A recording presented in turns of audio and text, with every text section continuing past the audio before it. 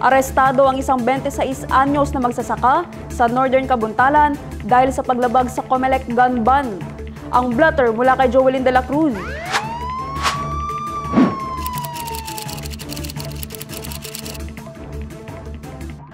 Sa imbestigasyon ng Kabuntalan Municipal Police, nakitang may sukbit na baril ang suspect sa isang inuman sa Barangay Labyo.